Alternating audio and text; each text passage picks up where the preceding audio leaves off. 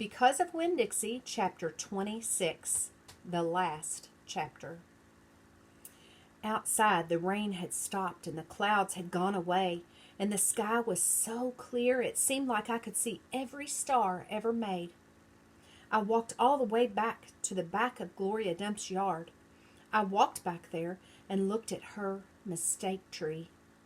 The bottles were quiet. There wasn't a breeze, so they were just hanging there. I looked at the tree, and then I looked up at the sky. "Mama," I said, just like she was standing right beside me, "I know 10 things about you, and that's not enough. That's not near enough. But Daddy is going to tell me more. I know he will, now that he knows you're not coming back.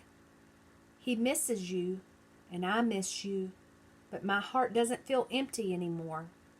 It's full all the way up. I still think about you, I promise, but probably not as much as I did this summer." That's what I said that night underneath Gloria Dump's mistake tree. And after I was done saying it, I stood just staring up at the sky, looking at the constellations and the planets.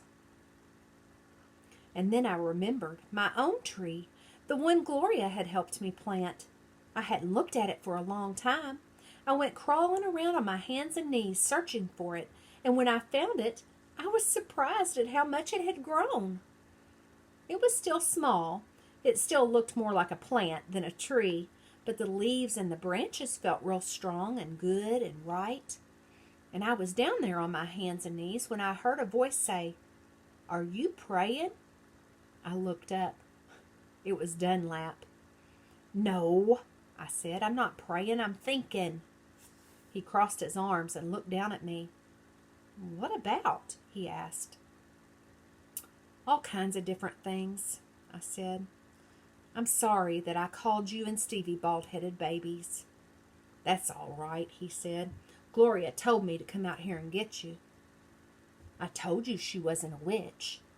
"I know it," he said. "I knew it all along. I was just teasing you." "Oh," I said.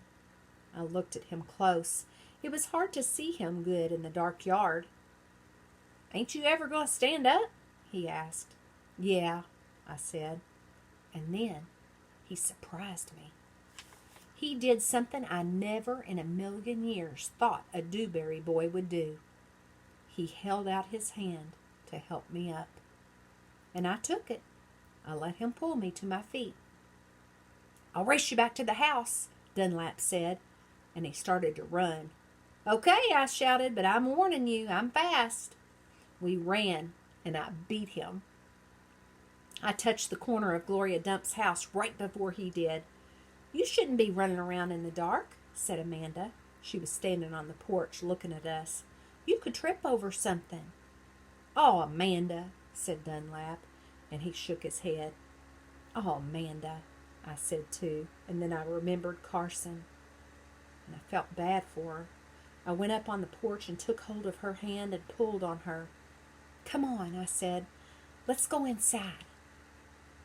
"India Opal," Daddy said when me and Amanda and Dunlap walked in, "are you here to sing some songs with us?" "Yes, sir," I said, "only I don't know that many songs." "We'll teach you," he said. He smiled at me real big. It was a good thing to see. "That's right," said Gloria Dump. "We will."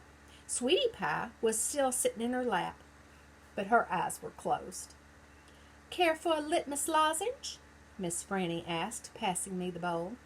"Thank you," I told her. I took a litmus lozenge and unwrapped it and put it in my mouth. "Do you want a pickle?" Otis asked, holding up a big jar of pickles. "No, thank you," I said. "Not right now." When Dixie came out from underneath Gloria Dump's chair, he sat down next to me and leaned into me the same as I was leaning into my daddy. And Amanda stood right there beside me, and when I looked over at her, she didn't look pinch-faced at all to me. Dunlap cracked his knuckles and said, "Well, are we going to sing or what?" "Yeah," Stevie echoed. "Are we going to sing or what?" "Let's sing," said Sweetie Pie, opening her eyes and sitting up straight. Let's sing for the dog. Otis laughed and strummed his guitar, and the flavor of the litmus lozenge opened in my mouth like a flower blooming, all sweet and sad. And then Otis and Gloria and Stevie and Miss Franny and Dunlap and Amanda and Sweetie Pie and my daddy all started to sing, and I listened careful so I could learn it right. The end.